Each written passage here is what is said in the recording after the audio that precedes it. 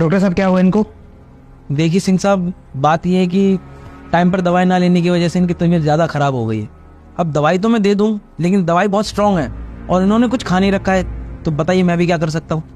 सुन रही हैं आप डॉक्टर साहब क्या कह रहे हैं? खाना क्यों नहीं खाती हैं आप? अच्छा खाना छोड़िए, दवाई क्यों नहीं लेती है टाइम से? कितनी बार आपको बोला है कि दवाई टाइम से लिया कीजिए, दवाई टाइम से लिया कीजिए, लेकिन नहीं, आपको तो मजा आता है हमको परेशान करने में। क्या कहना चाह रही है? ढंग से बोलिए, कुछ समझ नहीं आ रही मेरे को।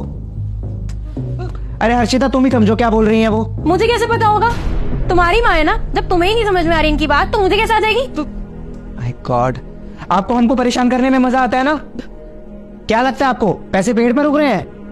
लाखों रुपए का खर्चा हो रहा है आपके इलाज पर। डॉक्टर साहब बैठे हैं, मैं बैठा हूं, अपनी मीटिंग बीच में छोड़ के आया हूं, किस लिए?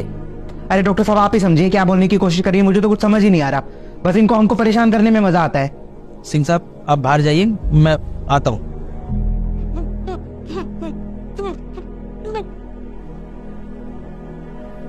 माता जी एक बात बताइए। पता नहीं यार, परेशान कर दिया इन्होंने, समझ नहीं आ रहा हो। तुम्हारा तो फिर भी ठीक है, तुम तो ऑफिस चले जाते हो, पीछे से झेलना तो मुझे पड़ता है ना।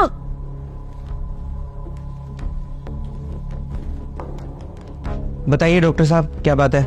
देखिए सिंह साहब, आपकी माताजी का बचना बहुत मुश्किल है। कैसी बात कर रहे हैं डॉक्टर साहब? ऐसा तो कुछ हुआ भी नहीं है। बात दरअसल ये है कि उनके इलाज के लिए जो चीज चाहिए उसका मिलना बहुत मुश्किल है। आप मुझे बताइए क्या चाहिए, कौन सा ऑर्गन चाहिए, कौन सा ब्लड ग्रुप चाहिए, क्या चाहिए? आप बस मुझे बताइए, कितने पैसे लगेंगे वो बताइए आप मुझे, मैं कहीं से भी लाके दूंगा। मुझे मालूम है सिंह साहब कि ये सब चीजें तो आप ले आएंगे, पर उन्हें जो चाहिए वो कहीं बाहर नहीं मिलती, आप लोगों के पास ही है। डॉक्टर साहब आप पहलियां बुझाना बंद कीजिए, सीधे सीधे बताइए ना कि इन्हें हुआ क्या है। मैं ये कहना चाहता हूँ कि आप लोग इतने बड़े हो गए हैं कि अपनी माँ को भी डांट देते हैं। देखा मैंने अभी किस तरह से बर्ताव करते हैं आप अपनी माताजी के साथ। इन बूढ़े माँ बाप को ना आप लोगों का ये बड़ा घर, बड़ी गाड़ियां, ये पैसे, ये सब नहीं चाहिए। आप उनको डांट कर बोलते हैं कि खाना खा लो। अरे सिंह साहब एक बार उनसे प्यार से बात करके तो देखिए। अगर आप उन्हें प्यार से कहेंगे ना कि जहर खा लो, तो वो माँ अपने बच्चे की खुशी के लिए वो भी खाने को तैयार हो जाएगी। सिंह साहब आजकल की जनरेशन ना बहुत एडवांस हो गई है। वो बच्चा जो पैसे का रौब दिखा रहा है, वो ये क्यों भूल जाता है कि उसे इतना कमाने लायक बनाया किसने? अरे इन बूढ़े माँ बाप ने अपनी सारी जिंदगी लगा दी आप लोगों को पढ़ाने में, इतना बड़ा बनाने में, और अब आप लोग उन्हें पैसे का रौब दिखाते हैं। और आप क्या कह रहे थे सिंह साहब कि उनकी बातें आपको समझ नहीं आ रही थी, वो बेचारी बीमारी के कारण तुतला रही थी तो आप बहुत गुस्सा कर रहे थे। शायद भूल गए सिंह साहब कि जब आप छोटे थे ना और अपनी तोतली जुबान से जो भी कुछ मांगते थे, जो भी कुछ बोलते थे, वो माँ सबसे पहले समझती थी।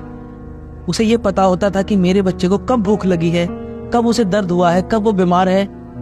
अरे सिंह साहब बच्चे ये बात कैसे भूल जाते हैं कि जब आप छोटे थे ना, जब बिस्तर गीला कर देते थे तो वो माँ खुद गीले में सोकर तुम्हें सूखे में सुलाती थी।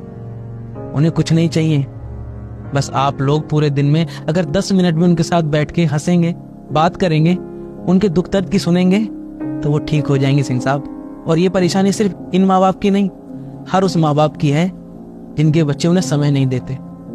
ये बूढ़े माँ बाप सिर्फ प्यार, इज्जत और समय मांगते हैं सिंह साहब, आपसे पैसा नहीं मांगते। खैर मैं तो डॉक्टर हूं, मेरा काम है दवाई देना।